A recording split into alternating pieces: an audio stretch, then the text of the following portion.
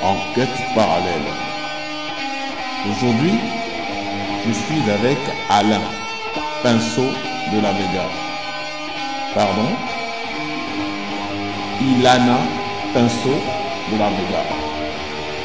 À 72 ans, Alain devient Ilana après une opération. Et elle nous parle donc de sa vie. On la suit. Donc, tu t'appelais Alain. Moi, je connais Alain. Alain, on va te retourner à zéro. Quand est-ce que tu es né? Est-ce que dans ta vie d'Alain, tu as eu une femme?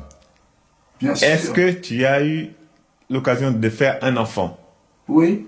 Donc, c'est de ça que tu vas... Donc, tu vas te présenter Oui. en tant qu'Alain d'abord, et après, on va revenir sur... Oui, j'ai eu cette idée-là, D'accord. mais ça s'est pas fait. Pour des raisons multiples, notamment le fait que la femme a été influencée par sa mère pour se faire avorter en disant que j'étais peut-être pas sérieux. Ah oui. Alors que j'avais un côté romantique, un peu poétique, ça faisait peur à la mère, qui elle aurait voulu plutôt un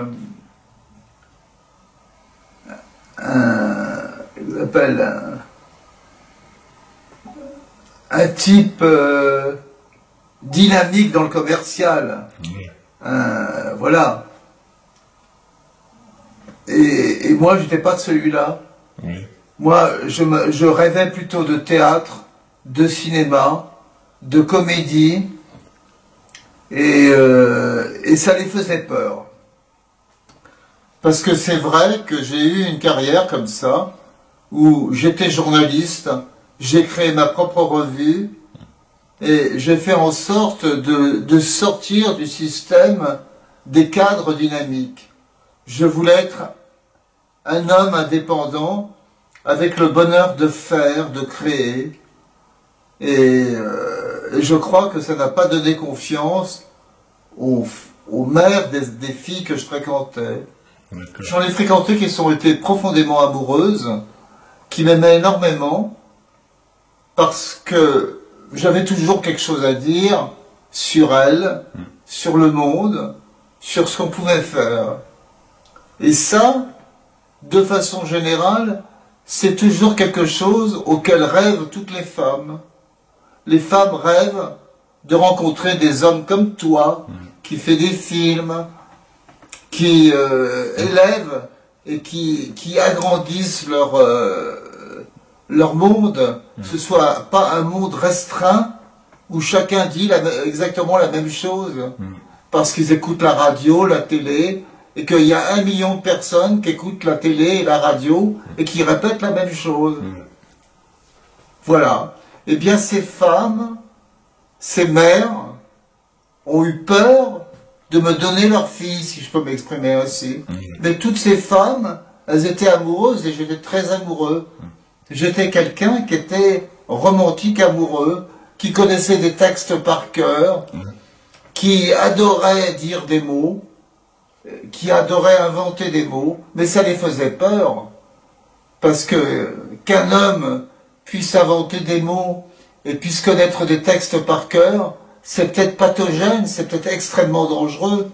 Alors j'étais un homme dangereux, vraiment à emprisonner, à surtout éloigner, à rendre fou, à rendre déprimé, parce qu'on leur refusait leur fille qu'il aimait, c'est-à-dire moi que j'aimais.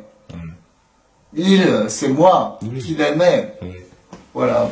Et donc, tout cela, et c'est étrange que tu me poses la question, parce que d'une certaine façon, psychanalytiquement, je ne l'ai jamais révélé comme ça, mais synthétiquement, c'est exactement ça où je suis tombé. Mais j'ai aimé les femmes de tout mon cœur, de tout mon cœur. Ce sont des êtres hyper intelligents, hyper sensibles, qui connaissent tout avant les hommes, qui connaissent tout de l'importance et de la sensibilité du geste et de la vie. Ce sont des êtres extraordinaires. Alors, au jour d'aujourd'hui, nous sommes en 2022. Tu as quel âge exactement? Moi, j'ai 62 ans. 72 ans. Tu as 72 ans. Et pourquoi c'est à cet âge, à 72, 71, 72 ans, que tu décides de ne plus être Alain et de devenir Ilana? Alors, c'est une question que j'attendais, parce que la question clé qu'on pose toujours, pourquoi un vieillard comme toi, une vieille femme comme toi, puisque je suis une vieille femme, ah bon, eh bien, une femme comme toi, c'est maintenant que tu décides d'être une femme. Mais il y a quelque chose de faux dans tout ça, parce que d'abord, c'est un cheminement extrêmement compliqué, psychologiquement et matériellement, pour devenir une femme. D'abord, psychologiquement, j'ai rêvé d'être une femme depuis l'âge de 4 ans et demi. À l'âge de 4 ans et demi, je disais à ma mère, qui était une très belle femme, qui avait des petites rondeurs magnifiques, qui me laissait pénétrer dans sa salle de bain, que je voyais tout nu, que je disais, mais maman, t'es tellement belle, pourquoi sommes-nous si moches, si laids? Et ma mère était estomaquée. Elle me dit, maman, quand je te regarde et que je vois ton corps, je suis ému. Je suis ému. Je suis ému par ton corps, par tes formes, par ta voix, par ton sourire. Et avec papa, c'est pas du tout pareil. Lui, c'est un violent qui n'arrête pas de crier, alors que toi, tu as une voix douce. Et quand j'ai envie de dormir, je te dis de me chanter une chanson. Et tu as une voix tellement merveilleuse, tu fais venir les voisins de temps en temps. On fait venir les voisins pour faire écouter la voix de ma mère. Mais moi, je prenais sa voix et je m'endormais. Je m'endormais avec elle. Jusqu'à l'âge de 6 ans ou 7 ans, ma mère était près de moi et me chantait des chansons pour que je dorme. Et j'étais ébahi par cette beauté incroyable. Et je rêvais d'être une femme comme elle. Et je comprenais pas que je puisse être un homme, que je puisse pisser debout, alors que maman pissait assis. J'étais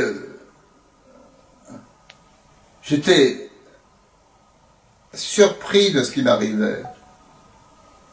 Oui. Donc enfin, on va dire que tu es né comme ça, mais c'est surtout ta mère, le fait d'avoir vu la nudité de ta mère, ça t'a encore plus... Ah, ça m'a encore plus... Mais j'ai toujours rêvé d'être une femme. Ça m'a jamais plu d'être un homme. D'abord, j'avais des copains que j'avais beaucoup, qui étaient des garçons. Et je me mettais toujours à l'écart. Et tout le monde voyait bien que j'étais différent d'eux. Je ne jouais pas aux osselets, je ne jouais pas au foot. J'aimais pas du tout. J'aimais pas au ballon. Moi, ce que j'aimais, c'est de lire et d'écouter la poésie. Et ça énervait tous mes amis. Parce que quand il y avait une poésie à dire, on nous donnait 2 strophes à apprendre. Moi, j'apprenais toute la poésie. Et ensuite, on me la faisait dire. Et on me faisait faire le tour de l'école pour que je la récite à toute la classe des autres écoles, des autres classes. J'étais réellement un être qui était complètement plongé dans les mots, plongé dans la poésie, et qui avait une grande sensibilité parce que quand mon père me parlait mal, je pleurais. Je disais rien, mais je pleurais, j'avais des larmes, et ma mère venait me consoler parce que je trouvais que mon père avait une grosse voix, il était pas du tout fin. C'était un homme qui avait... Alors, je dois faire une parenthèse. Mon père a fait la résistance. Il s'est battu contre les nazis, mon père. Il a été torturé plusieurs fois. Et ça a été un homme... le général de Gaulle l'avait même félicité parce qu'il faisait sauter des trains où il y avait des tanks. Oui. Alors, il a eu vraiment... Mais on ne s'est pas occupé de lui après la guerre. Et je crois que ça l'a complètement aigri. C'est devenu un être très violent. Très violent et très méchant. Et ça, moi, je ne l'ai pas pardonné. C'est pas que je ne l'ai pas pardonné, je ne vais pas le pardonner, mais j'avais peur de tout. J'avais même peur de mettre un disque pour écouter de la musique. Parce qu'on n'avait pas le droit, il ne fallait pas toucher au... Alors, tout ça, c'était, on ne pouvait pas toucher ci, on ne pouvait pas toucher ça. Ça m'a rendu malade. J'étais pas bien du tout. Et heureusement, derrière la poésie, je me suis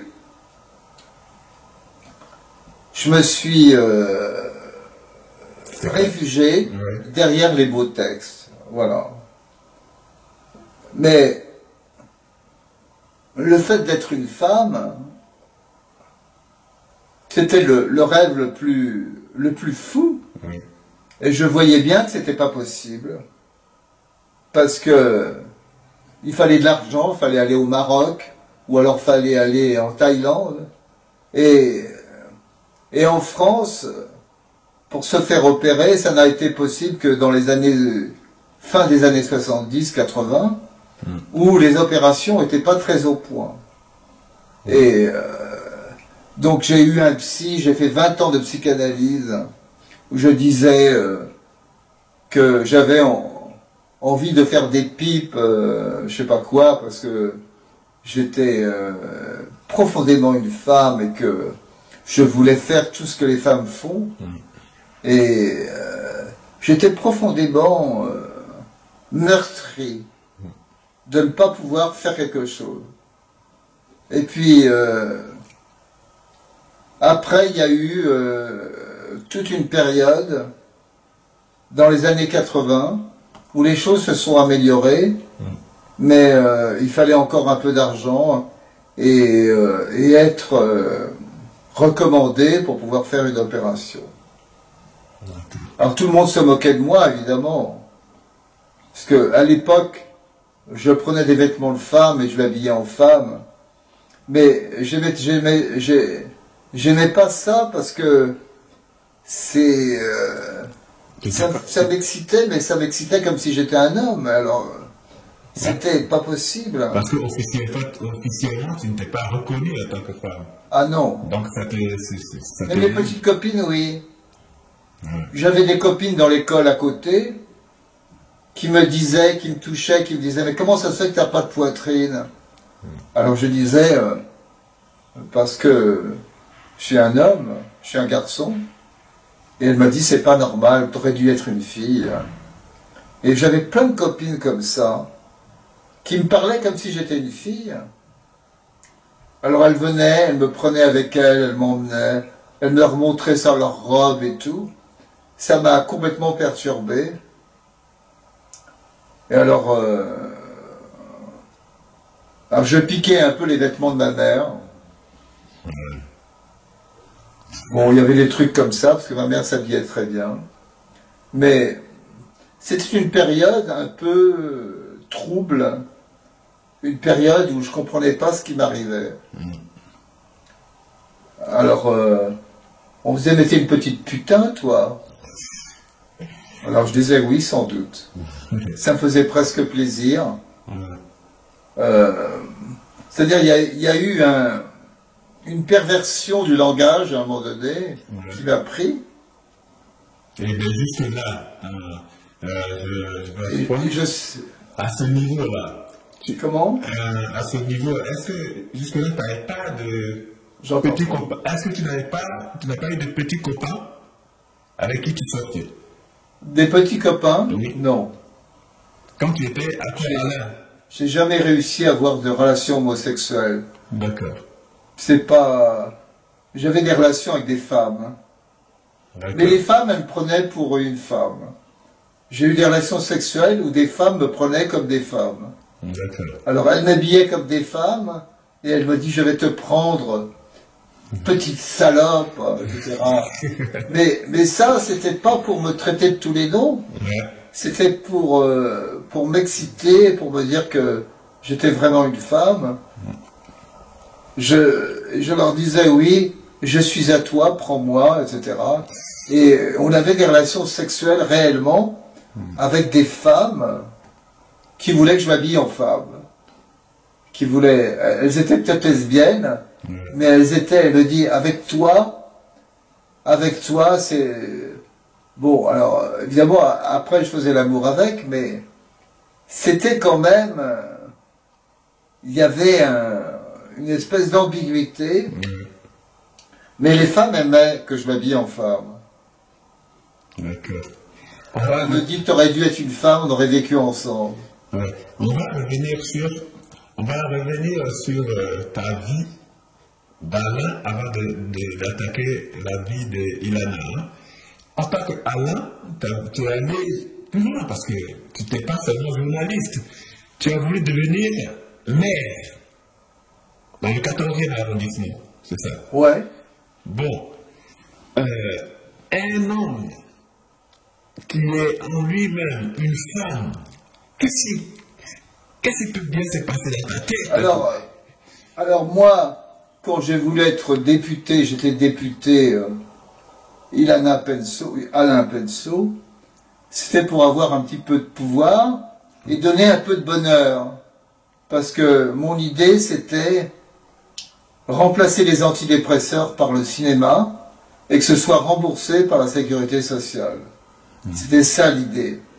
Mais c'était parce que moi, dans la vie de tous les jours, s'il n'y a pas quelque chose de particulier qui est fait, je m'ennuie. Toute ma vie, j'ai fait des choses comme ça. J'ai fait des festivals de cinéma. J'ai créé des revues de journaux. J'ai écrit un livre sur Patrick Devers, un acteur très connu. J'ai fait des films. Donc, c'est encore autre chose, ça. Ça, c'est la capacité créative d'un être humain qui n'a rien à voir, je pense, avec ma féminité. Mais disons que ma féminité, pour moi, c'est encore une création. C'est encore une création d'un être qui est quelqu'un d'autre. Qui est quelqu'un d'autre. C'est-à-dire quelqu'un qui n'est pas lui-même, qui saute un pas pour être quelqu'un d'autre. Être une femme aimée et qui ressemble à une femme. Mais penses-tu que maintenant que tu es devenu Ilana, est-ce que tu as encore ces mêmes envies de devenir député, maire, tout ça, aller chercher le pouvoir, comme tu dis si bien? C'est pas vraiment ce qui m'interpelle le plus. Ce qui m'interpelle le plus, c'est la création. C'est-à-dire, si on crée un pouvoir dont on parle, qui peut être rénovateur dans le cœur des hommes et des femmes, je suis d'accord. Sinon, ça m'intéresse pas.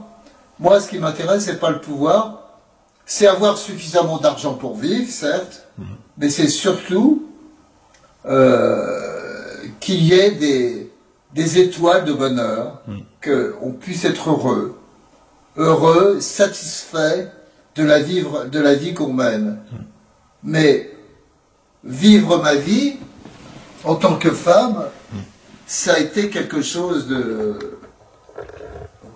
C'est pas encore terminé. Et puis il y a eu tout un cheminement. À un moment donné,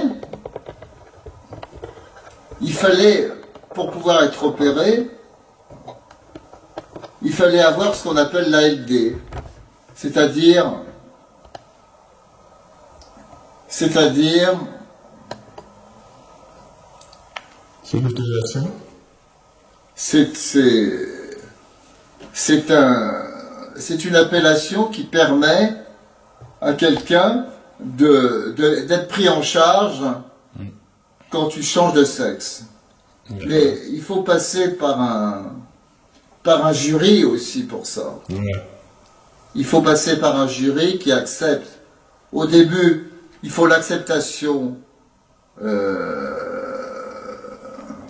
faut une prise en charge. L'acceptation de la sécurité sociale. Et après, il faut passer par les chirurgiens qui te demandent pourquoi vous voulez ça. Alors moi, je suis passé... J'ai eu au bout de 8 ans, j'ai attendu 8 ans pour avoir cette autorisation. Alors comme tu te dis que j'ai 72 ans, j'aurais pu en avoir moins. Mais ils m'ont fait poireauter.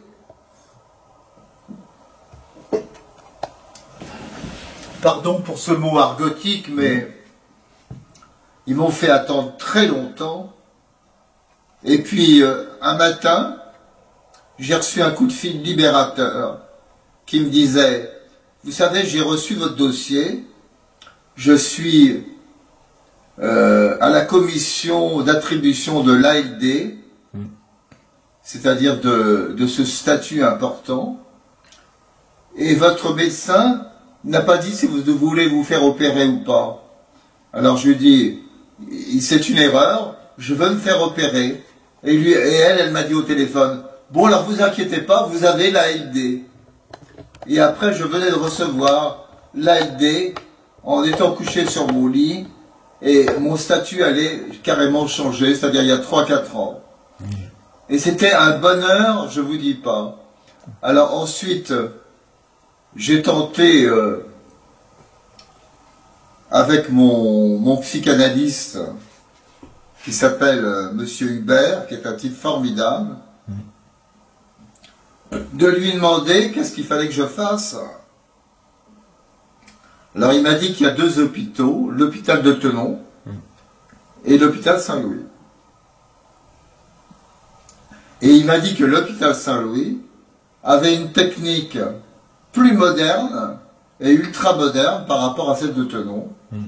À Tenon, quand on était opéré, après il fallait un vibro pour que ça ouvre le vagin. Pendant 1 an ou plus, pour que ça ne se ferme pas. Or, dans l'opération de Saint-Louis, on prend une partie, il y a un chirurgien qui prend une partie, qui est spécialiste de l'estomac, qui prend une partie de l'intestin grêle pour en faire un vagin. Donc le vagin ne se referme pas.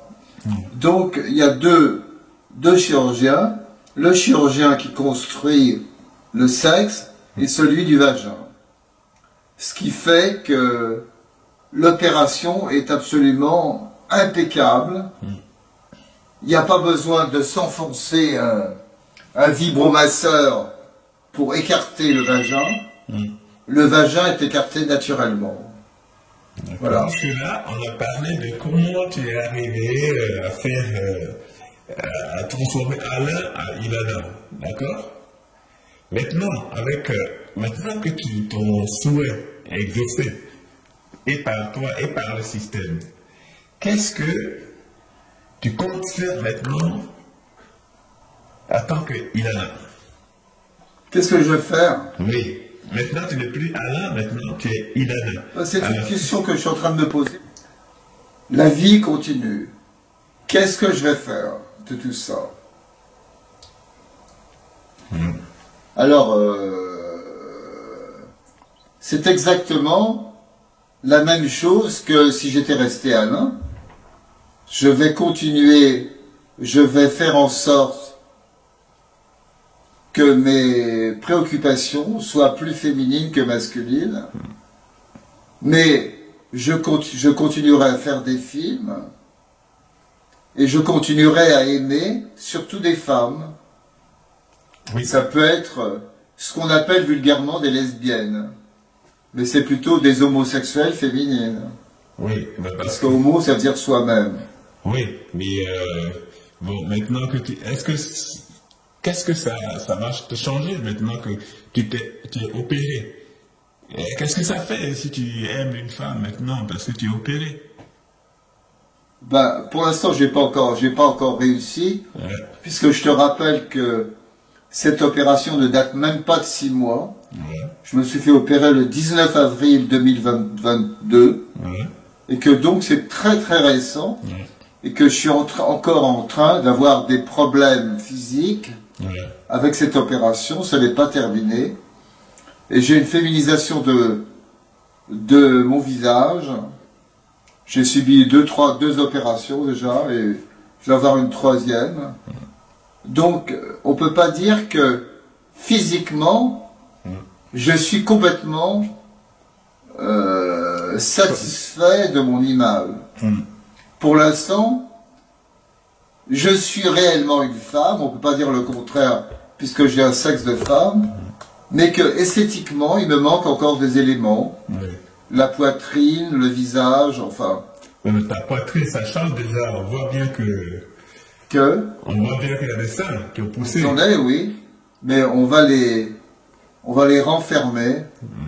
Bon, il y a, si tu veux, là je prends des hormones depuis 8 ans, les hormones féminins. Ça fait 8 ans que j'en prends, donc c'est pas d'hier cette histoire. Oh, d'accord. C'est Un spécialiste. un spécialiste, ouais, qui m'a donné les hormones pendant 8 ans. Et c'est à ce moment-là qu'il m'a engueulé, il m'a dit, alors qu'est-ce que vous faites? Vous pouvez pas aller voir du côté des hôpitaux, il y a Tenon, il y a Saint-Louis, et à la fin j'ai dit, bon d'accord, etc. Parce qu'il voyait bien que les hormones c'était pas suffisant, il fallait que je passe à un autre stade, Ouais. grâce à lui. Ouais. Donc, lui, il est spécialiste des hormones. Donc, c'est lui qui m'a mis le pied dans l'étrier un peu, avec mon psychanalyste. Bon, Parce qu'on est perdu dans cette histoire, on est perdu. oui, oui, j'imagine. Et ma question, c'est celle-ci.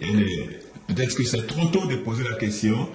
J'aimerais savoir, qu'est-ce qui se passe dans la tête d'une femme, d'un homme qui était homme d'abord et qui devient une femme? Est-ce que les pensées sont pareilles? Est-ce que maintenant tu réfléchis comme une femme ou bien tu réfléchis encore comme un homme? Alors, quand on est une femme, alors qu'on a été un homme, notre préoccupation, elle est physique beaucoup. D'accord. Parce que on voit bien que on a été un homme et qu'il faut maintenant s'astreindre à ce que l'image esthétique qui va rejaillir sur le cerveau soit arrivée à échéance, que réellement tout ce qu'il faut faire est fait. Donc par exemple j'ai de l'épilation, il faut faire de l'épilation. Ça fait très mal l'épilation électrique. Parce que comme j'ai les poils blancs, le laser ne le reconnaît pas. Donc il faut me faire des piqûres et me faire une épilation électrique. Et après cette épilation, j'ai une tête qui double de volume.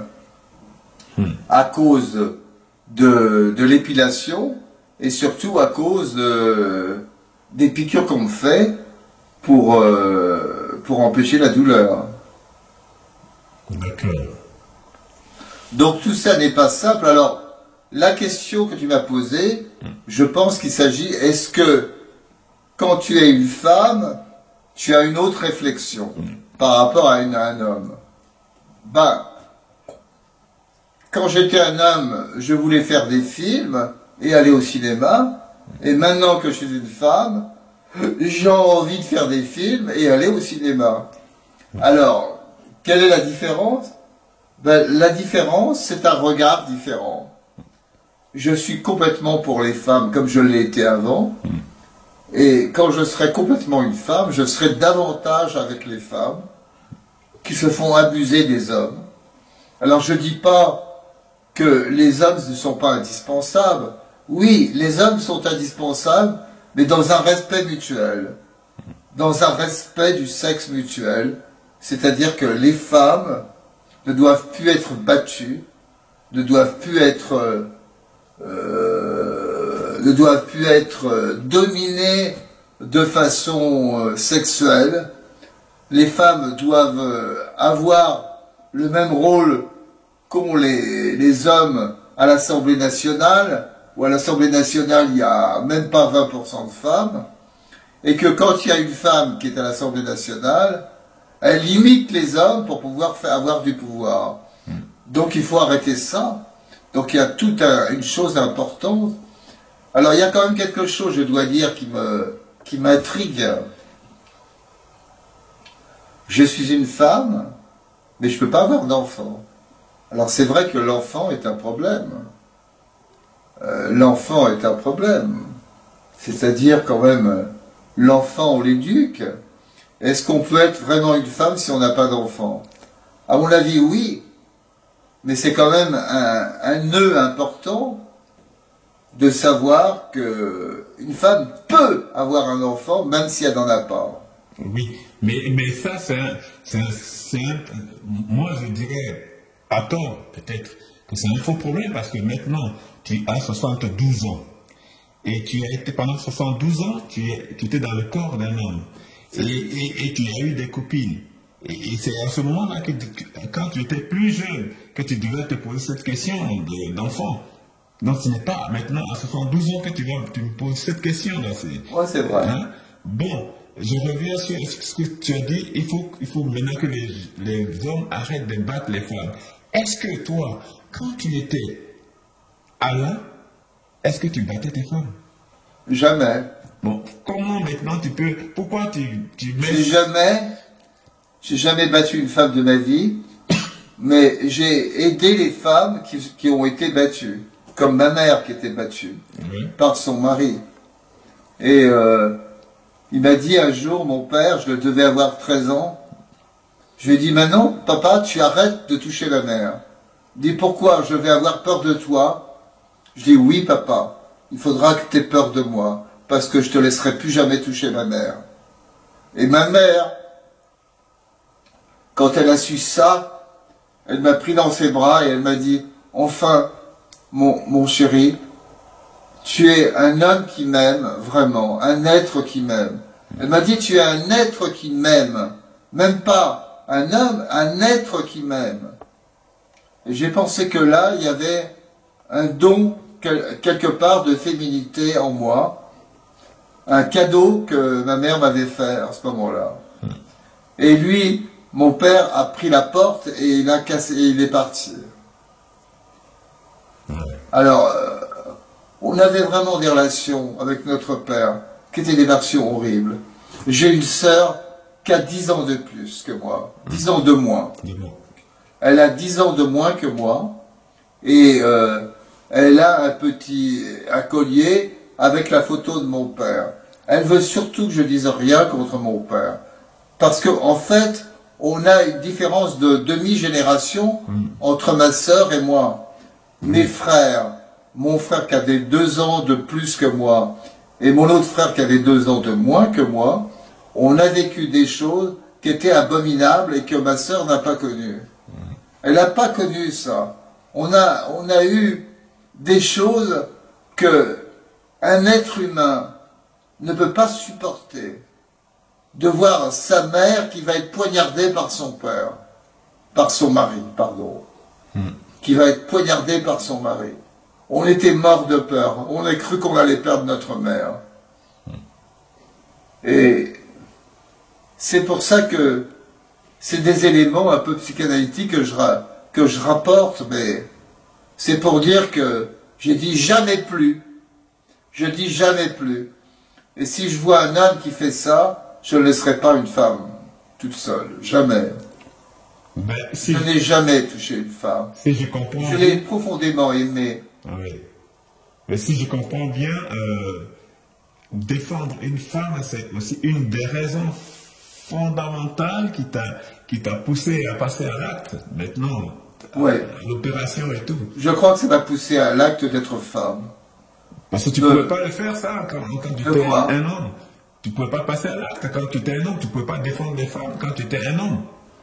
Je l'ai fait, mais ça ne servait à rien parce que tous les hommes sont solidaires entre eux. Tous les hommes se défendent, mais pas les femmes. Les hommes sont solidaires entre eux. Ils disent oui, mais c'est parce qu'elle a fait quelque chose. Il n'y a pas de fumée sans feu. Il y a toujours des langages, des expressions pour dire que si les hommes sont violents, c'est parce qu'elle l'a cherché. Elle l'a cherché. Mais il y a quand même des femmes qui battent aussi leur mari, non? Oui. Bon. C'est un peu anecdotique. C'est pas anecdotique, il y a des femmes, il y a des hommes réellement qui se font battre par leurs femmes. Oui, il y a des femmes, il y en a, oui. Bon. Mais c'est pas le propos. Ben ouais. Le propos, c'est ça. Tu as choisi ton camp, en fait, c'est ça. Mais moi, normal, je vais pas choisir le camp des hommes qui se font battre par les femmes. Je trouve que ça, de toute façon, c'est l'inversion. C'est l'inégalité que tu prônes. De toute façon, c'est l'inversion, donc on rentre encore dans le problème d'égalité. Ouais. C'est pas, c'est comme si les hommes étaient devenus des femmes. Alors, seulement c'est inversé. De toute façon, les femmes, elles font quoi dans ce cas-là? Elles imitent les hommes. Elles imitent la violence des hommes. C'est pas une violence qui appartient aux femmes. Les femmes ne sont pas violentes. Les femmes ne sont pas du tout violentes. Elles ne sont pas du tout violentes. On dit jamais, jamais, mais on ne peut pas tout généraliser non plus. Hein. Il y a quand même des exceptions. Ouais. Des femmes qui ressemblent à des tigres ou des lions, ça Ouais. existe. Mais c'est comme chez les Tout existe, mais c'est comme... en pourcentage, ça se calcule en 2% peut-être. Ouais.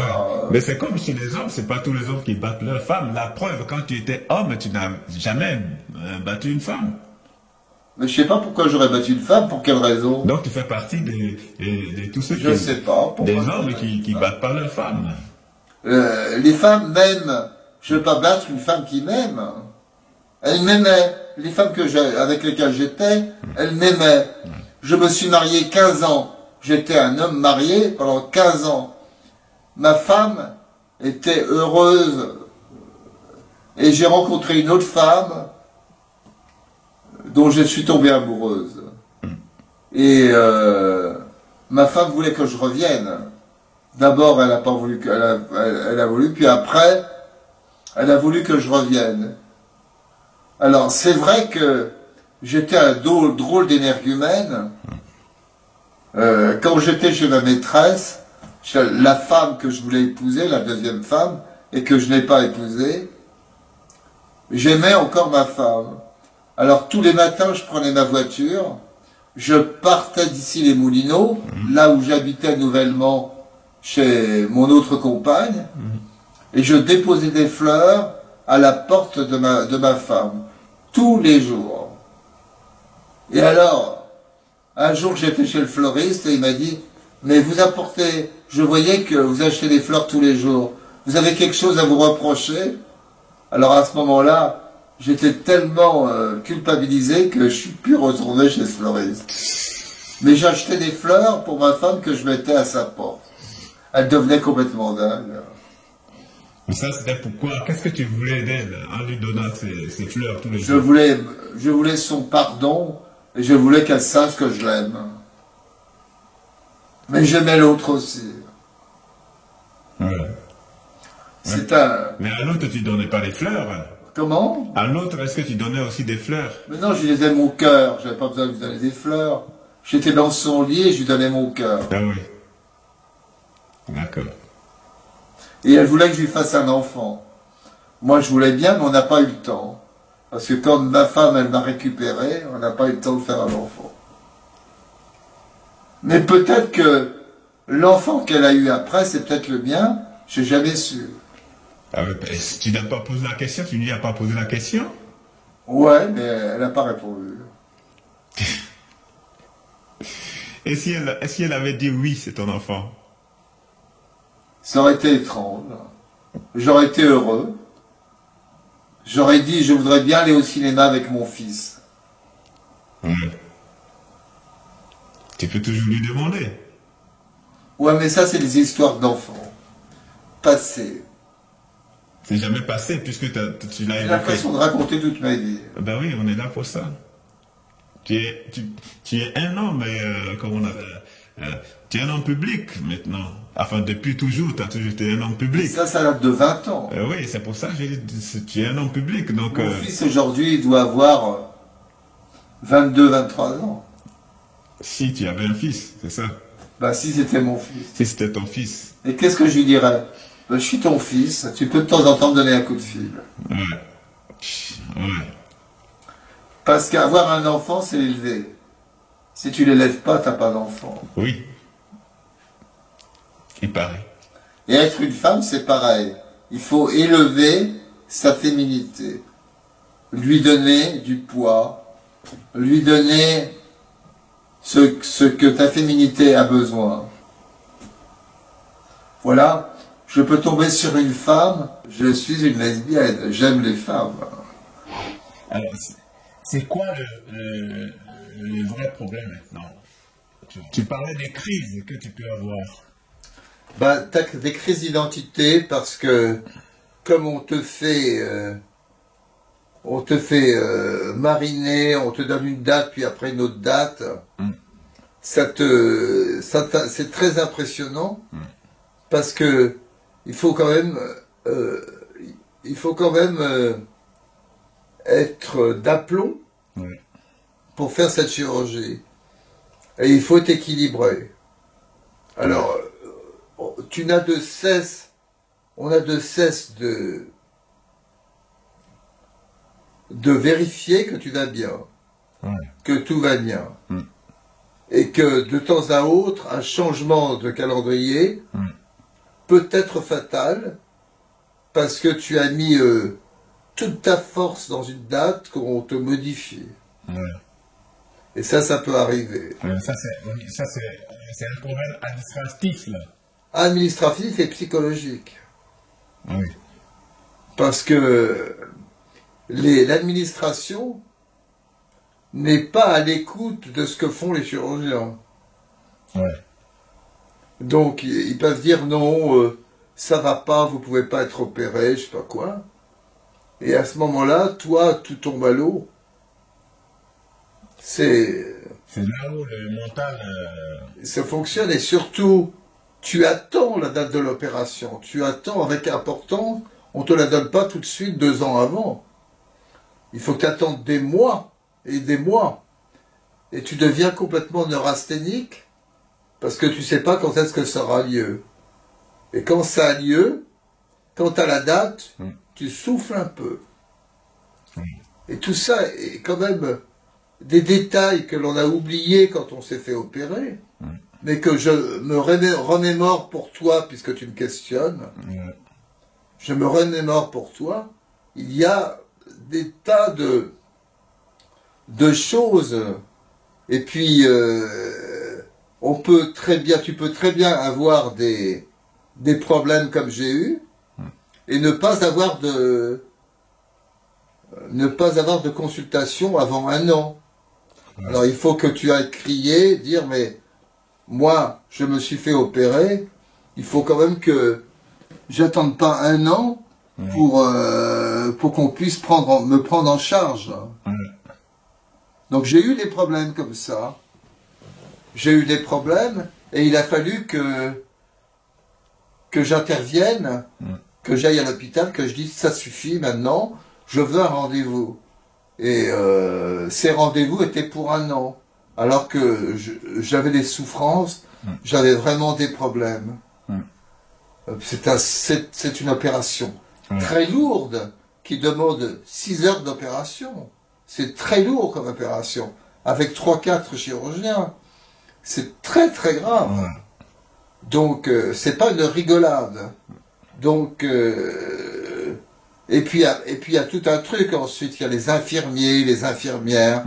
Alors il y a les infirmiers qui sont pas toujours formidables et des infirmières qui sont extraordinaires.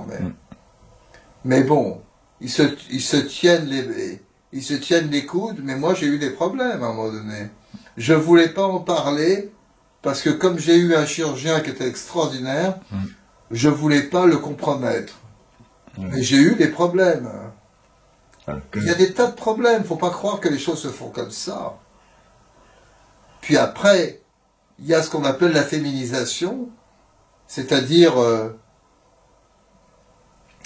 on renforce ta poitrine et on peut te changer quelques éléments de ton visage qui va te féminiser plus. Parce que ça joue, tu vois. Donc, moi j'ai eu une opération des paupières, une opération aussi des poches que j'avais sous les yeux, et puis j'ai l'opération que j'attends du nez. Donc, mais tout ça pour avoir l'allure d'une femme, et pas qu'on me dise monsieur. Alors, quand on me dit monsieur, je dis non, madame. Je me trompe encore. C'est insupportable. C'est insupportable. Ouais, mais il faut nous laisser le temps de... Comment? Il faut nous laisser le temps mais non, mais il y a de des nous femmes. familiariser. Il y a des femmes qui ont de la barbe, hein. C'est pas un problème. Oui, mais nous, mais ça, c'est Alors autre moi, à un moment chose. donné, j'ai dit, madame, vous voulez que je vous montre? Si vous voulez, je peux vous montrer. Que je suis une femme. Parce que je suis pas une femme, je suis un éléphant. Et un éléphant, ça trompe énormément. La bonne femme, elle était estomaquée. Elle me dit, vous pouvez pas être une femme si vous avez une voix comme ça. Je lui dis, vous n'avez pas entendu toutes les voix masculines, toutes les voix graves des femmes. Il y a beaucoup de femmes qui ont des voix graves. Oui. Ne vous inquiétez pas. Alors, je dois vivre, si tu veux, avec ces histoires-là. Parce qu'il y a aussi l'orthophonie qui est, je l'ai exercé pendant plusieurs mois, et le résultat est très difficile. Bon. Ça, tu n'as pas besoin de passer par une opération. Non, c'est des consultations où on me dit comment je dois parler. On le fait haut, 1, 2, 3, 4, 5, 6, 7, 8, 9, 10. 1, 2, 3, 4, 5, 6, 7, 8, 9, 10. 1, 2, 3, 4, 5, 6, 7, 8, 9, 10. Oui, oui, je suis d'accord. 1, 2, 3, 4. Ouh, 1, 2, 3, 4, 5, 6, 7, 8. Oui, je suis d'accord avec vous. Je suis d'accord avec vous. Mais tu peux quand même garder ta voix d'homme, ça ferait une femme extra, non? Bah écoute, c'est assez curieux. J'étais dans un cinéma.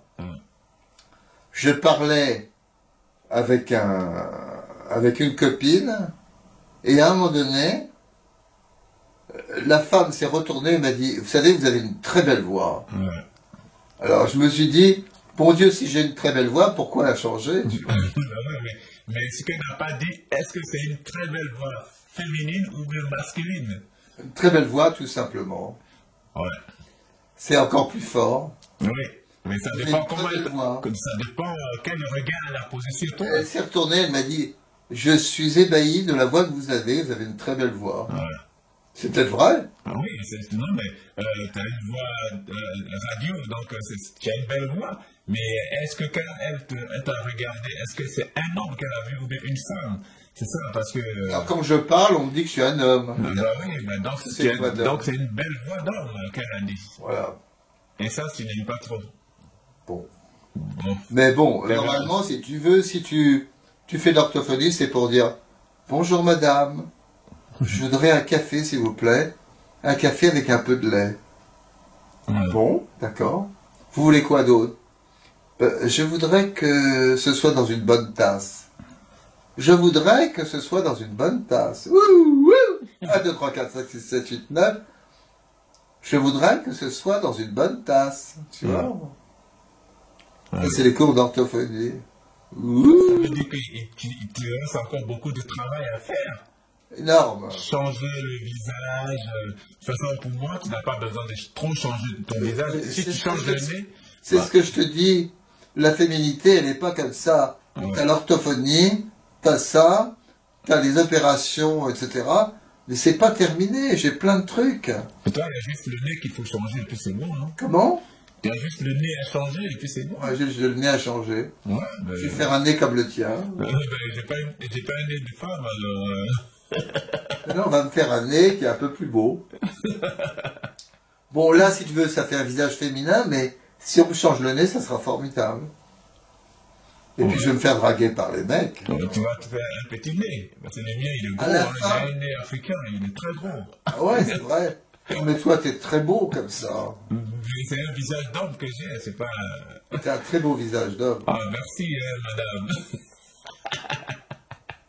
Merci, mademoiselle. Je sais pas ce que je dois dire, mademoiselle, madame, maintenant. Madame, Ah on bon, dit je plus dis mademoiselle. Bon, d'accord. C'est interdit maintenant, c'est une dame seulement. Ok, madame. Ouais, ok. Bon, j'aimerais que tu me parles des problèmes que tu rencontres dans l'administration.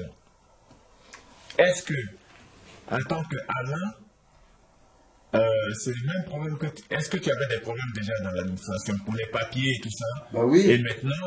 Je les ai changés. Maintenant que tu les as J'ai changé mes papiers. Ouais.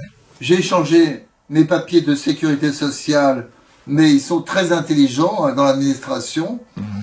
Ils m'ont changé le nom dedans, et à l'extérieur, il y a marqué Alain. Mais à l'intérieur, il y a marqué Ilana. Donc, si tu le mets dans l'ordinateur, il y a Ilana, et si on sort la carte, il y a marqué Alain. C'est insupportable. Ouais, mais pourquoi ils n'ont pas changé aussi à l'extérieur? Ils n'ont pas changé le prénom dessus. Il faut leur demander. Parce que faut pas demander trop d'intelligence à l'administration. Ouais. Donc il y a ça. Il y a les histoires de comptes bancaires où ils n'arrivent pas à comprendre que j'ai changé de nom. À la Sécu, bien qu'ils savent que je suis Ilana, ils continuent à envoyer les remboursements à l'ancien Alain Penso et pas Ilana Penso. Et donc, il y a des rejets. Non, il y a des problèmes encore administratifs. Il y a aussi mon permis de conduire qui n'est pas changé, qu'il faut changer, mais que ma sœur a perdu. Elle a perdu mon permis de conduire, il va falloir que je dise que je l'ai perdu, et que je lui dise quoi? Que j'ai perdu mon permis de conduire et que je m'appelais Alain avant et que maintenant je voudrais m'appeler Ilana. Ça, et les mecs ils vont dire il est fou celui-là. Mais si tu repasses le permis carrément. Ah non. Ça c'est Comment je repasse pas mon permis? De toute façon, c'est pas évident avant. De nos On jours. va me dire que je suis pas le même, mais si, je suis le même. Non, tu n'es pas le même. Non, il y a des problèmes administratifs, mais qui peuvent se résoudre. Tu as tout là maintenant. Tu as ta carte d'identité, Ouais. tu t'aimes plus Alain, maintenant tu es Ilana et Myriam. Iliana, Ilana. Perla. oui. Myriam. Joseph. Alina. Wow. J'ai Bon. 5 prénoms. Ok. Maintenant que tu es une femme maintenant, ben, nous qui te connaissons, Oui, avant, je suis une femme. Pour nous, tu étais Alain, pour nous, tu étais un homme. Maintenant, est-ce que tu es quand même indulgent avec les gens qui t'appellent encore Alain, qui ne savent pas que tu es devenu Ilana? Ça dépend des situations. Ouais. Mais si c'est quelqu'un Qui ne sait avec pas. laquelle je n'ai pas de relation intime suffisante, Ouais. ben je laisse courir. Ouais. Je crois que ceux qui m'ont appelé Alain et qui continuent à m'appeler Alain, Ils n'ont rien compris. tant pis. Hein. Ou alors ils n'ont rien compris, ou alors ils ne veulent pas comprendre, c'est ça. Ouais, mais je pense que c'est pas la peine de s'énerver avec eux et c'est pas la peine de perdre de l'énergie. Je dis, je m'appelle plus Alain, mais Ilana. S'ils ne comprennent pas, Ouais. je laisse courir. En même temps, tu peux laisser le temps aux gens de se Bien sûr. familiariser. Bien sûr. Ilana. Moi, ça fait 2-3 jours que je répète ça sans cesse. Je dis, bon, je dois rencontrer Alain, mais il ne faut pas que je dise Alain, il faut que je l'appelle maintenant Madame Ilana. J'ai répété Oui, ça, je ne sais bah, pas combien de fois. Mais c'est aussi quelque part Volonté, non? une attention particulière de ta part. Oui. C'est-à-dire, respect. tu fais un effort. Ouais, je respecte. Et ça, évidemment qu'il faut un effort, parce que moi, j'ai fait un effort aussi. Oui. J'ai fait un effort pour être ce que je suis, c'est-à-dire quelqu'un d'autre. Oui. Et ça représente plus qu'un prénom. Je m'appelais déjà Ilana avant de me faire opérer. Oui. Avant de me faire opérer, j'avais mes papiers masculins déjà. Féminins. Féminin, ouais. j'avais mes papiers féminins et on m'appelait Ilana. Ouais. C'est-à-dire qu'il a fallu aller à ma mairie de naissance pour obtenir un extrait de naissance où il y a écrit dessus Alain devient Ilana. Ouais. Il est Ilana maintenant, comme si j'étais né à nouveau. Ouais. Donc ça, je peux l'obtenir, mais dans la mairie de naissance et dans le 12e arrondissement. Ouais. Et sur le papier, il y a écrit Alain Penso, né Ilana, etc. C'est très étonnant. Ouais. Non, ben... Très étonnant. C'est... Parce que je me retrouve avec un acte de naissance comme si je naissais une deuxième fois. Oui, mais tu vois, mais c'est une renaissance. Voilà, et c'est vraiment ce qui se passe. Je suis né une deuxième fois. Ouais. Alors, à 72 ans, tu deviens une femme. Voilà. Tous les matins, quand je me réveille, je me mets mon soutien-gorge et tout. Ouais. Je mets ma culotte, mon soutien-gorge, etc. Et je m'habille comme une femme. Okay. Je suis une femme classique. Tu viens officiellement pour annoncer que maintenant tu n'es plus Anna, que tu es Ilana, parce que tu t'es fait opérer et que tu es devenue une femme. Oui. Mes chers amis, je veux quand même vous déclarer, et c'est sur mon acte de naissance, que désormais je ne suis plus Alain Penso, mais Ilana Penso. Ilana, je suis une femme qui non seulement a des papiers féminins, bien avant l'opération, et qui a une opération très complexe qui l'a menée à l'hôpital Saint-Louis avec bonheur. Je suis très heureuse d'être une femme, je suis très heureuse de vous le déclarer. J'espère que vous en tiendrez compte. Merci. Et qu'on t'appellera désormais Ilana. Je m'appellerai désormais Ilana. Et si vous m'appelez, appelez-moi Ilana Perla.